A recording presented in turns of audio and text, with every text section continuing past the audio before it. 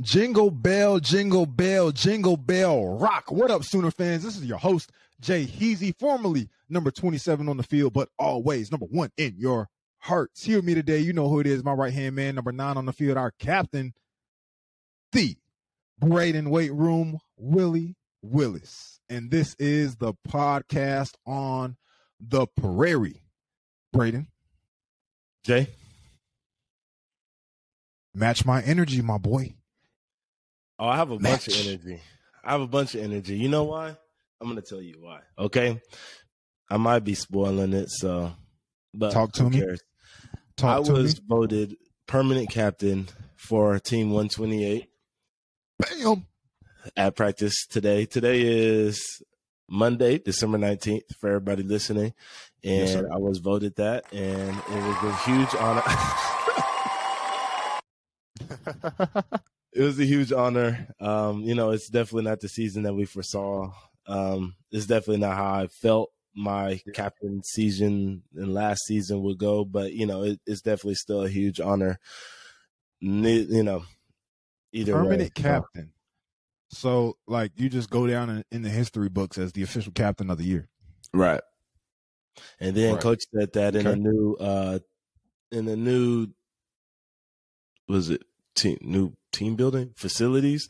The new facilities that he's building, there's gonna be a wall with Team 128 because we're the one that started it, and then we're gonna have our pictures and we're gonna have a trophy case for the bedlam, and then we're all gonna at the entrance where all the Heisman trophies and stuff are, we're gonna have our hand prints taken, and then all of the permanent captains are gonna be represented forever. So that's pretty cool, bro. That is so cool. I'm jealous.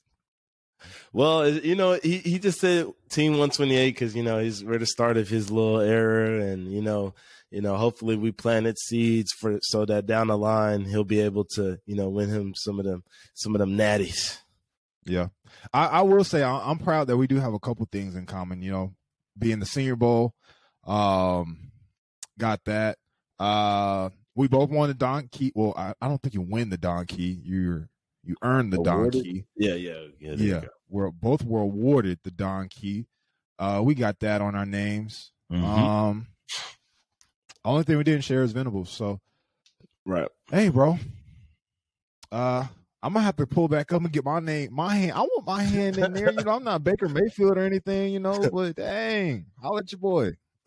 Yeah. Hey, that's good though, bro. Congratulations on that. Thank you, sir.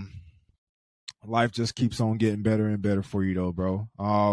Hey Jay, as I start to plan for the next steps of my football career, I'm starting to learn about agents, financial advisors, and so much more. It's incredibly important to have people with expertise by your side as you navigate this new territory. Hey, bro, let me tell you, make sure you take your time choosing these people. The same goes for life, really.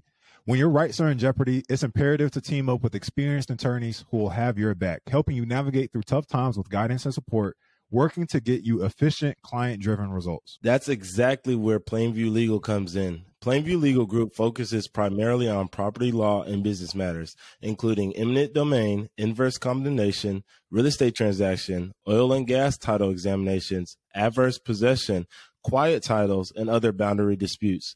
Plainview Legal Group also handles estate planning and probate, from simple wills to proving undue influence. Plainview Legal Group is a Norman-based law firm owned and operated by 2 OU grads, husband and wife duo Travis and Haley Dennis. Haley has even taught a real estate transactions class at OU College of Law in Norman. To schedule your free consultation, visit their website at www.plainviewlegal.com or give them a call at 405-310-0183 or email them at info@plainviewlegal.com. Shout out to Plainview Legal for being the best presenting sponsor in the game. But like we said, Sooner Nation, today is December 19th, Monday. We have a very special interview for you all coming up. You'll hear it here in a couple of seconds, and I'll say this just to reiterate how special it is for me, really, us. Like Beamer. Well, we're just going to talk about Beamer for a second, man. Like, Beamer really changed the way that I viewed football. Like, Beamer was the coach that really just gave me an opportunity. You know, he was really my first coach to, like, I don't know, like really just at the college level, just be like, yo, Jay Hall, like, you can do this. Like, he respected my opinion. Got to OU in 2018. I got there in 2017, as you guys know, and really gave me that extra push.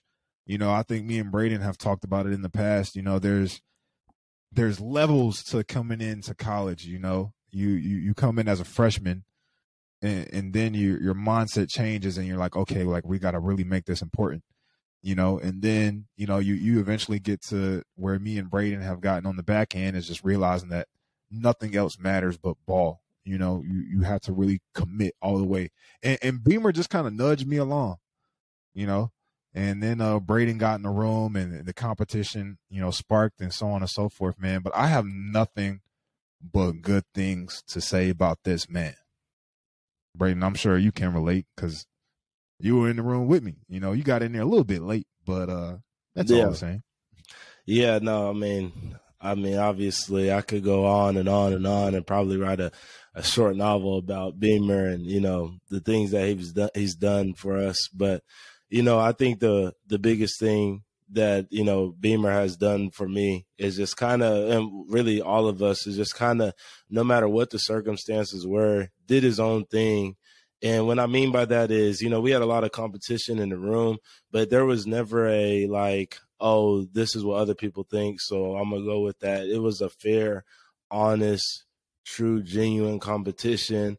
And Beamer respected us all the same. He treated us all the same. You know, we all, like, he just did things the right way, right? And that goes, you know, not just for his coaching, but that goes on to when he accepted the job offer at South Carolina. And he had no obligation to us at that point, you know, but he still came back to coach us in our Big 12 championship.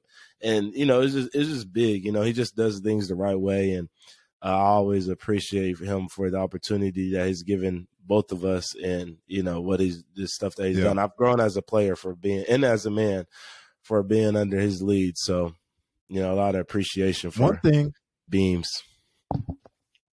I will say about Beamer is that he actually, like, took our opinion into consideration, like on game day.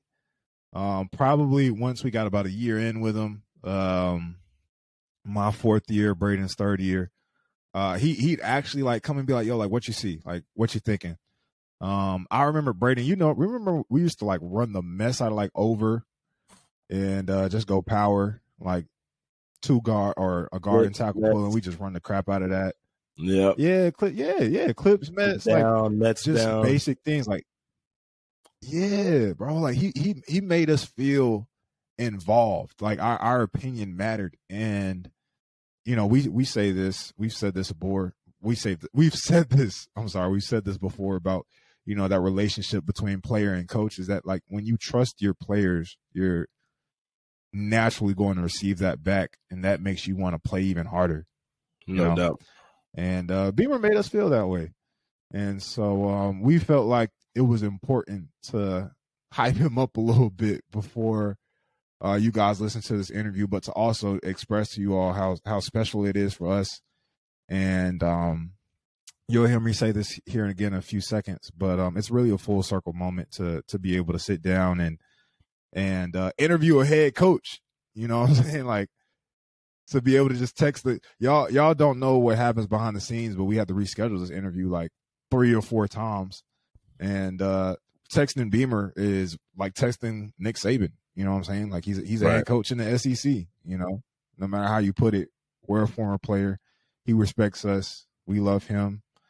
Brayden, you got anything to share with the fans before we let them hear the interview? Nah, like, I just think that you'll be able to see how much we love him through our commentary, how comfortable we are through our commentary. And there's a reason that the man went over the SEC and has single-handedly turned around that program, you know? So, you know, his energy and his just, you know, his genuine nature is just, it's hard to miss. All right, y'all. Coming up next, bonus interview.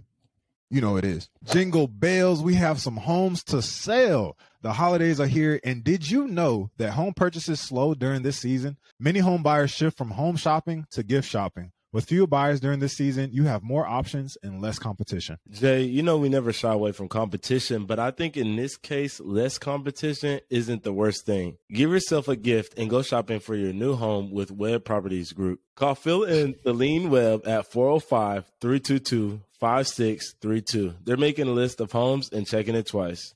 405-322-5632. That's the number. Fa la la la lending. Don't forget to call the McDaniel Mortgage Group L's to get pre-qualified. Matt is ready to take your call at 214-435-1988 or visit www.appwithmatt.com. He can get you pre-qualified as fast as a reindeer fly from rooftops. The McDaniel Mortgage team and Webb Properties Group are ready to help you close on your new home so that next year Santa can drop down your new chimney. Shout out to Thaleen for writing this ad and getting me in the Christmas spirit. All right, Sooner Nation, the man that doesn't need any introduction at all, but I'm going to give him the best one I can anyways, all right? So coming in at 5'11", I didn't ask him how much he weighs because I want to be polite. The former receiver, but he played long snapper in college, so we know how his career was. Anyway, special teams coach of the year of the decade. Y'all know who it is. Our guy, Shane Beamer. Coach, man, it's been a long time coming. Man, it has been. I see this podcast on the Prairie thing regularly, and I'm like, what do I got to do to get an invite? So for all the success we've had at South Carolina the last 2 seasons, I finally feel like I've made it by getting invited to be on this show. And you didn't say the weight, but I can report that my weight currently is basically the same as my playing weight in college. Y'all know me; I stay pretty active, so I'm proud to say that. That's one thing I will say about Coach. Early mornings in there pushing them sleds and stuff. Coach Beamer get after it. Yeah.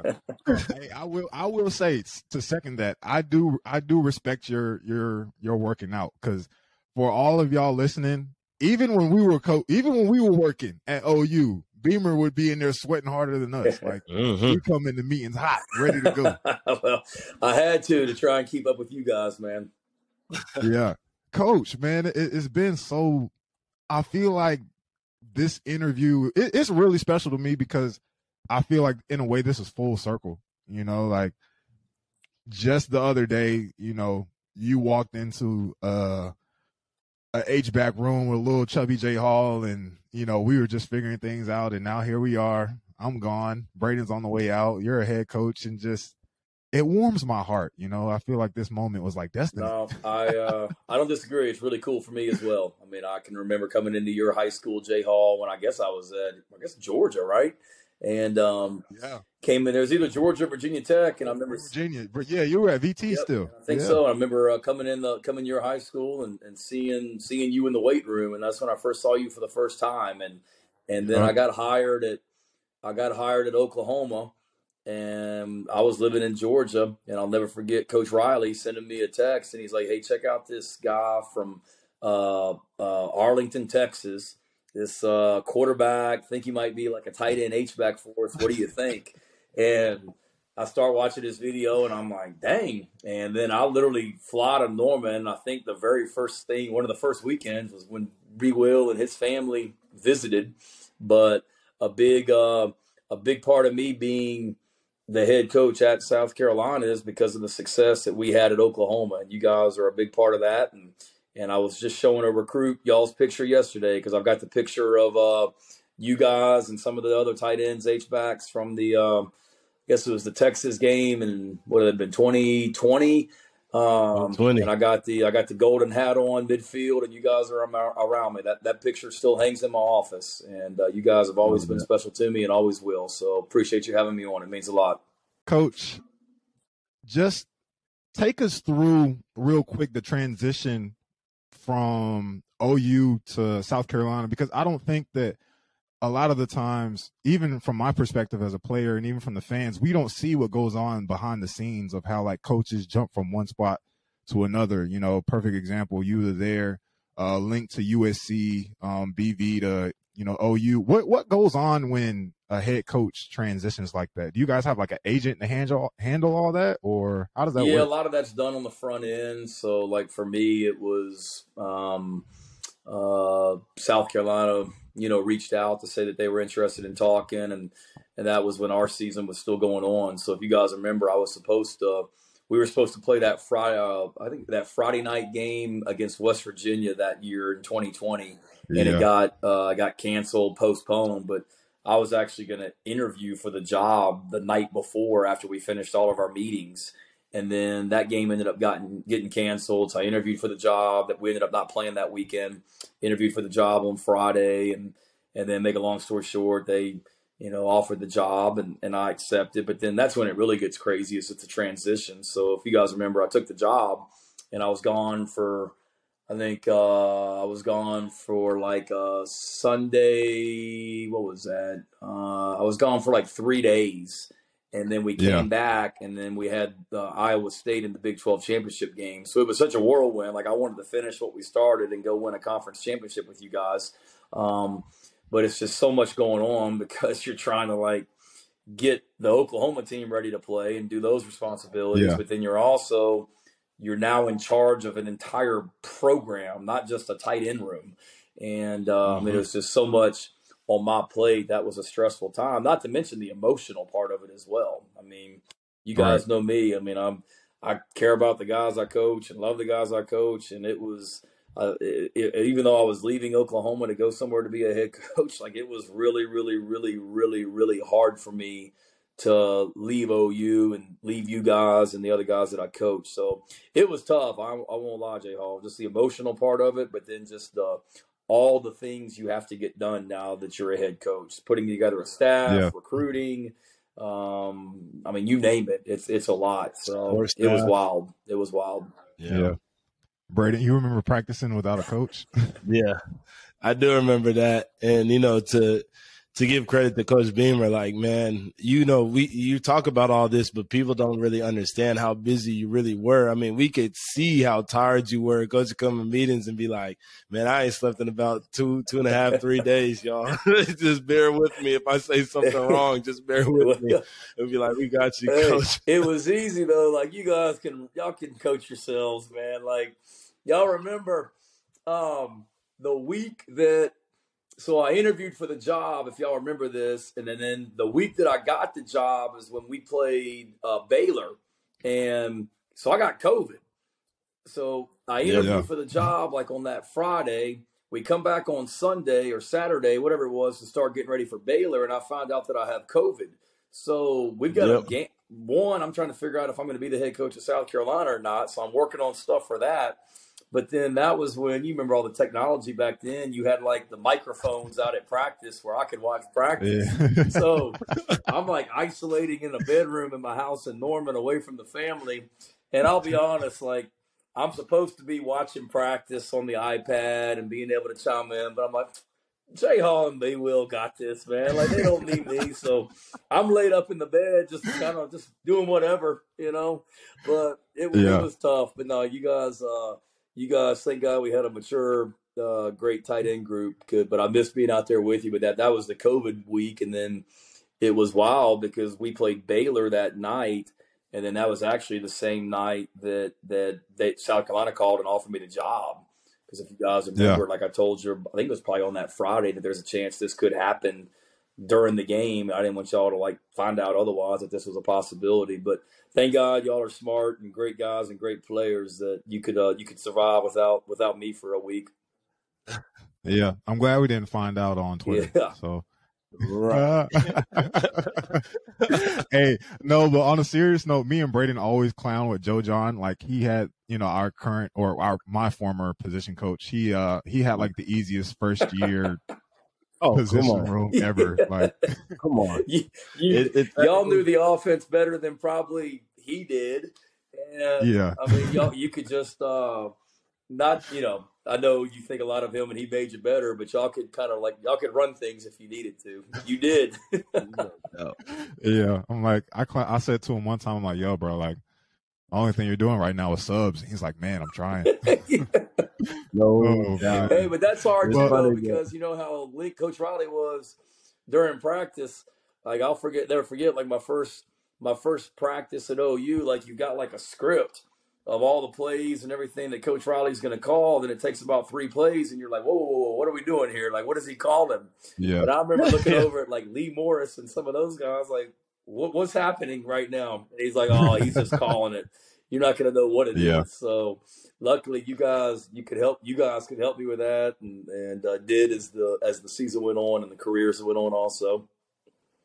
Speaking of Lincoln OCs, I saw your tidbit with the media and them asking about your OC and his background.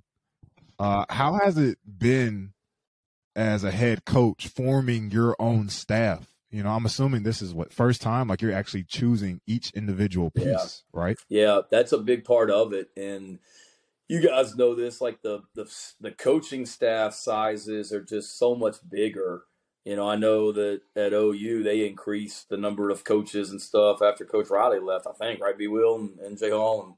And so when I take over, it's not like you're just hiring 10 coaches. Like you're trying to hire graduate assistants, analysts, all the support staff, strength coaches, all that stuff. You're responsible for hiring all of them, nutrition, training room, player development, on and on and on. So there's a lot that you have to do, a lot of hires. But yeah, it's that's a big part of it, because there's a lot of great coaches, and there's a lot of great coaches that I know, but you got to make sure that you got the right fits. You know what I mean? And I don't need an entire staff of Shane Beamer clones. Like I need guys that complement me and that are different styles than me, where it all fits together, but all of us going in the same direction and believing in the same things and things like that as well. So you're always, you're always, I don't know if you ever I remember Coach Stoops, Bob Stoops told me this when I got hired. He's like, look, man, I'll never forget, we were standing out on the practice field at OU after I got the job at South Carolina. And he's like, all I can tell you is take your time putting together the coaching staff. Like everybody wants it done tomorrow, but you only get one opportunity to have your first staff. So make sure that you got the right people. And, I've always taken a long time to make decisions, and I try and be very thorough and things like that as well. And certainly we had some changes on our staff after year one and tweaked and feel like we made it better. And then we've had some changes on our staff already after year 2, and hopefully we don't have any more. But, you hire good coaches, and other schools want to hire them and things like that. And that's part of it. But you're always keeping in mind people that you want to hire and trying to get the right people on the bus or get the right people in the right seats on the bus, if you will. Yeah. I know for Brayden, or even for me, I think 6 months into the BV hire, they were still grabbing new people. Every time I would go up there and visit, I'm like, wait, who are you? Yeah, no doubt. I mean, like you said, Coach, we were expanding the number of coaches on the staff. So, I mean, for the first, like Jay Hall said, first couple months, I mean, new faces are showing up and like, oh, this is Coach so-and-so. Be like, oh, he's a coach. That's who this is. Okay. Yeah. Wow. I was wondering, he's just walking around, no U gear, and now, oh, okay, he's a coach. Okay, I see. But yeah, it was crazy. It is.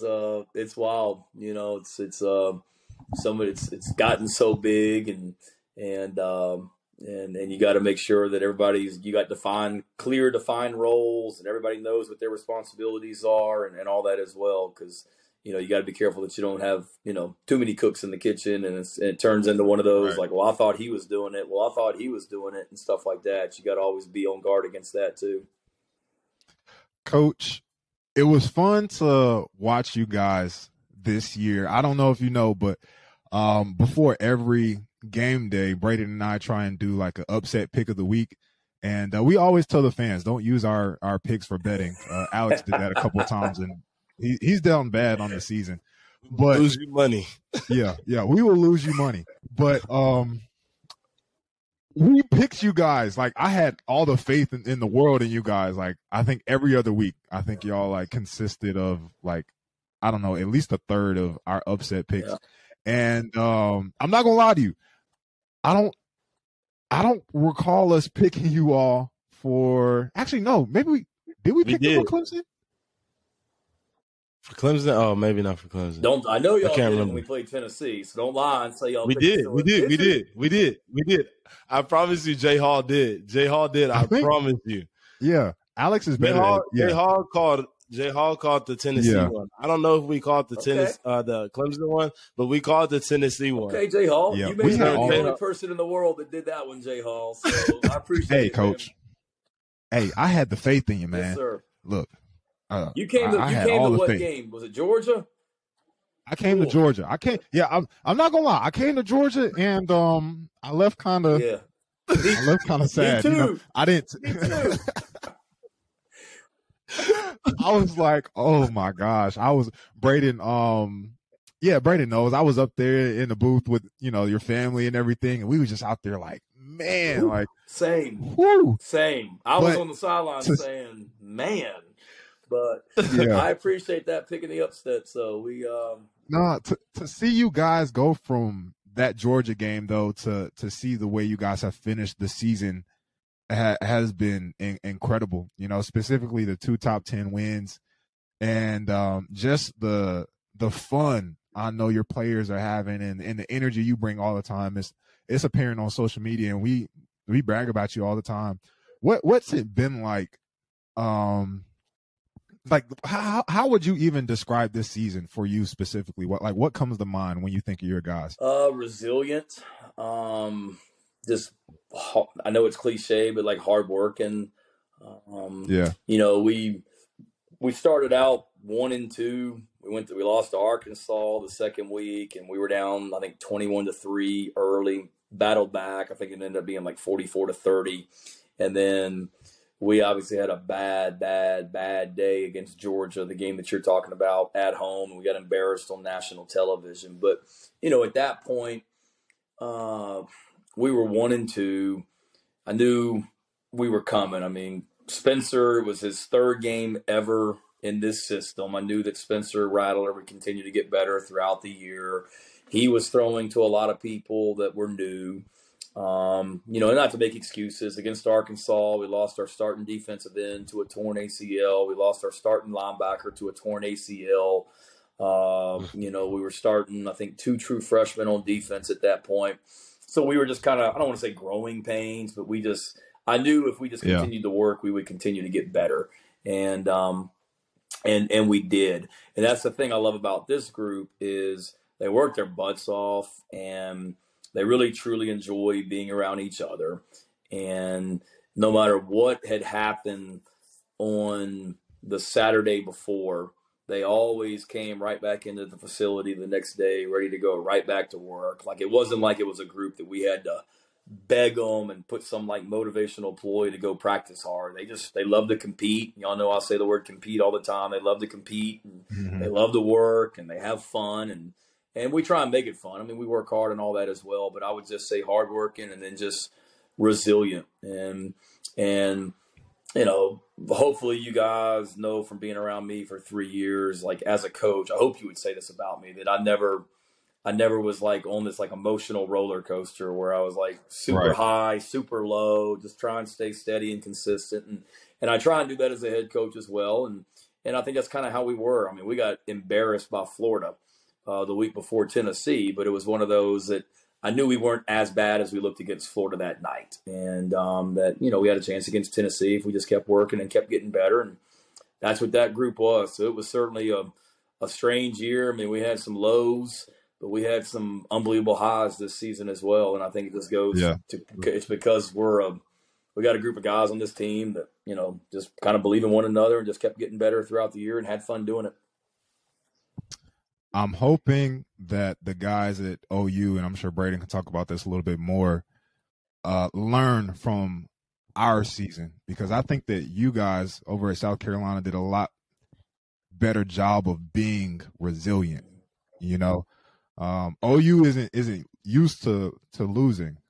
Brayden can talk about the young guys and all they've been through, but I'm sure you guys can share some commonalities in your record. Both taking some L's, both came back, won some big games and that type of deal. I'll say this, like I just know, and I reiterate it all the time. Like winning's hard, man, and people just sometimes think that it's supposed to happen and that it's expected to happen and all that. And the other team's got good players too. And every Saturday is a grind. And when you're at a place like OU, like people circle that game on their schedule every single season, and you're going to get their best shot. And yeah, there may be, people just think, well, you're supposed to beat this team by 40, beat this team by 50, beat this team by 30. Well, the other team's got good players and good coaches too. So, I'll always appreciate winning because I know how hard it is to do as well. And I'm sure B would say the same thing, just, from the highs that he's had early in his career to this season, not quite being what they wanted all the time, but he had to do a great job of being a leader this year too, with some of the adversity they faced. Yeah, no doubt. It was hard. Our record doesn't resemble, and I think the bowl committee saw that, giving us Florida State, our record really doesn't resemble like how good of a team we are. And, the dynamic of our team was really weird. I think we probably had the biggest roster turnover coming back this year. We had a lot of guys go to the league. We had guys leave. We just had a humongous roster turnover. We had an influx of guys come in, a lot of freshmen. So we had a group of old heads. We had a group of young guys, and we didn't really have a lot in between, right? So I think, like Jay said, it's a learning year. A lot of 4 of those, 6 losses that we have were within a score. One was a touchdown against K-State, who won the Big 12, and then the rest were by 3. We had an overtime loss by 3. We had a game-losing field goal by 3. It's just a lot of teaching moments happened this year, and I am confident that with all that, it's still Coach Venable's first year. So a lot of teaching moments goes out to the coaching staff and the players, right? And so hopefully that's a learning moment that could be turned into wins next year, and, for years to come. That's just young guys learning how to not lose. Like you said, like we always say, Jay Hall, to first, not lose, you have to, or to win, you have to learn how to not lose. And so I'm confident in the coaching staff. They do a great job of pouring into men. What I can see about your team, Coach, is that, your guys love playing for you. I saw a tweet by one of your guys, can't remember exactly which one it was, but it was of you yelling at somebody, maybe the other team, maybe a ref or something like that. And they're like, yeah, you thought Beamer wasn't going to step? And I was like, see, that's that love. That's that love, because I felt the same way when I was playing for you, So I look over to the sideline and you over there like. We won't get into it. There's a little backstory with that guy. So, yeah. I think that was Tennessee, that was Clemson. Yeah, it was Clemson. No, it was Tennessee. One of the oranges. I think there was an incident maybe in both of them, J. Hall. Let's not get into that. I'm not trying to get in trouble, but you guys know, and I hope our guys know here. Like I got these guys' backs, and we'll always defend them through it all. Coach, you and Link were one of the first people to pull a little Deion Sanders here recently. A little bit different of a situation, but you got Spencer, right? Like Spencer came over there. Link got Caleb. Now Deion Sanders is taking his son to Colorado. You guys are like the first trio in all of college football to like make moves like this. And I know your situation was a little bit different than theirs, and that type of deal. But what was it like bringing or getting Spencer and getting Stogg and seeing those guys that you were familiar with in the offense? Yeah, it was good. Just guys that I think a lot of and care a lot about, and during that process early on, it was talking to when Spencer went in the portal, I knew Spencer was getting hit up by a million people. So I wasn't trying to like blow him up early. I think I shot him a text or direct message or something. Just, hey man, thinking of you and here if you need me and want to talk. And then Stogg went in the portal and started talking to Stogner, and he or his dad mentioned that, Spencer was still open and would be interested. So then just kind of reached out to Spencer and kind of got the ball rolling from that standpoint. And it was actually a Monday night. I was watching, it was in December, and I remember Monday Night Football being on, and they both called me and told me they were coming. And it was great just getting reunited with, both those guys. And And then, Stogg didn't get here because he had to graduate from OU. Stogg didn't get here until the summertime, but Spencer was here in January. But he handled it great. Everybody, when he walked in our facility, everybody knew who Spencer Rattler was because of what he had done with you guys at OU. But he came in and was awesome. Didn't try and force his will or anything on anybody. Just came in, just kind of kept his mouth shut, worked hard, and earned their respect and earned their trust, and went from a guy that, nobody even knew who he was in January to he was voted one of our permanent captains, and we voted on awards a few weeks ago as well. So credit to him and how he handled that situation also. And then, he went through some ups and downs this year, but proud of him with the way that he battled through each and every week and didn't let the criticism get to him. And then he played his butt off, down the stretch as well. And you guys know this. Like I told people all the time about Spencer. He dealt with some adversity this year, and I'm like, well, shoot, he's dealt with adversity before. People forget that 2020 season we started out 0-2 in the Big 12, lost to K-State and Iowa State, and then after that game, never lost again. And then Lincoln, Coach Riley sat Spencer down and put in Tanner Mordecai in that Texas game that year in the first half, and then he put Spencer back in for the second half. We won in 4 overtimes, and the rest is history. So I saw how he handled that situation and matured, and he did a great job of doing it again this year too. Yeah. It's fun to see him be himself, just go out there, have fun, post the pictures on Instagram, celebrate the win with his guys. That's Spencer, man. And for him to be able to do that is, once again, a credit to you and how you run your team and allowing him to feel comfortable to do so. Happy for you guys. Coach, wrapping things up before we let you go, on a non-football, or I guess kind of football related note, you were named one of the coaches with the most swag in the country, apparently. Apparently. What does that mean? Yeah, swag. Yeah, Beamer, Coach Beamer and his swag. Y'all know you guys. You and I were together. Y'all, the three of us, were together literally every day for 3 years. Swag is probably not the word that came to mind when you thought about me, huh? You can be honest and tell the truth. It's all right. I'm curious at who took this poll. I feel like we can come up with a different word, Brayden. Like, is swag the word? I think more so just the way he carries himself, the confidence. I think that's what they mean. I guess there's different aspects when you're talking about swag, and one is the way you carry yourself, the confidence that you have, and the way people gravitate to you. And so maybe that's what they're, I think what's a better word? Personable and young spirited. There we go. That's a long way from swag, I think, J. Hall. I'll take it. I like personable. I like young spirited. I like Brayden's answer better. The confidence that I create myself. See, I always try, man. J. Hall. Well, y'all know me when I rolled into a bunch of those meeting rooms, probably looking as far from swag-ish as possible. When y'all saw that, y'all were probably like, are we talking about the same Coach Beamer?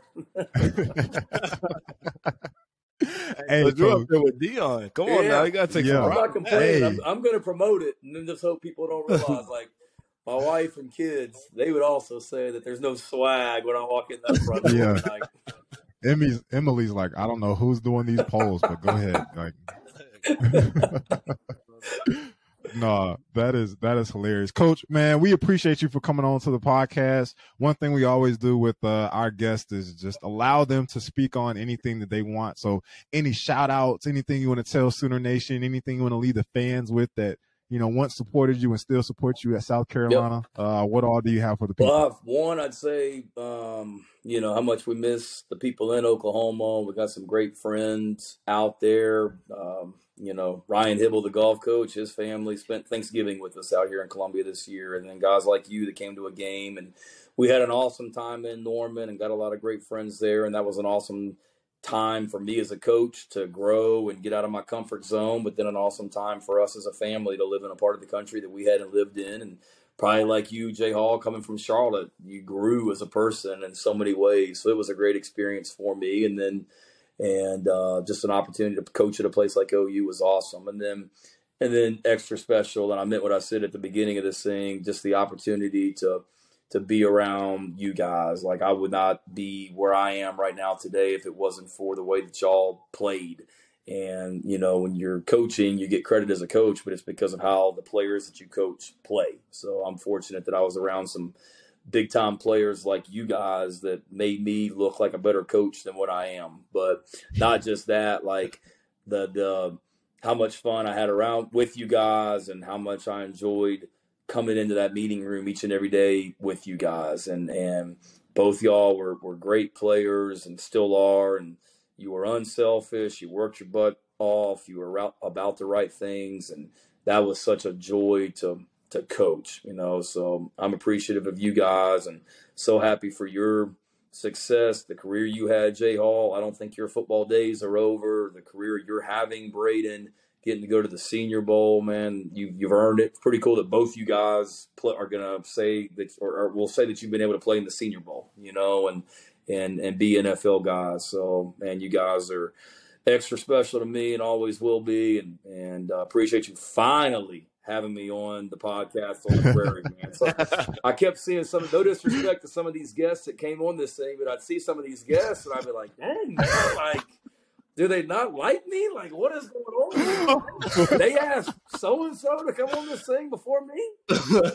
Man, Coach, we thought you were busy, man. We thought you were busy. That's all. Not for you guys, man. I always got time for y'all. Y'all know that. I was starting to develop a complex. I wanted to be like, they say I'm like I got the coach with I got the most swag of all the coaches, but I can't even get on the podcast with the Prairie. So something's up. Oh my gosh. Hey, you know what? I'm gonna just let it go, man. Coach, you make me feel like I want to suit up for you tomorrow, man. Well, y'all are awesome. I love you guys, man. Miss y'all and think the world of y'all and your families and what you're about. And be Will, we got a couple guys from South Carolina that are going to be in the Senior Bowl with you, so make sure you look them up. And I'm going to try and get down there and come check y'all out for a day too, man. I'm happy for you, and go win that bowl game. Yes, sir. Can't wait, man. We love you too, and I'll definitely get to connect with my guys, you know, soon. So you got it, my man. Tell everybody I said hello. Sooner Nation, December 30th, Notre Dame, Tax Slayer, Gator Bowl, Beamer and the gang going up, and hope you guys get a W. Coach, appreciate you for coming on to the podcast. Yeah, appreciate you guys. Merry Christmas to everybody. Yes, sir. Merry Christmas. All right, y'all, that is all we have for this episode. Actually, we have one more episode this week, 2 more on the year. We got a nice little special interview coming up on Thursday. I think we're dropping it. We got one more next week. We're going to do a pregame episode, and then we're going to wrap it up with one more at the end of the year. Sooner Nation, we appreciate y'all for rocking with us. Be Willie, anything for the people. Much love. See y'all December 29th. All right, y'all. Yeah, this is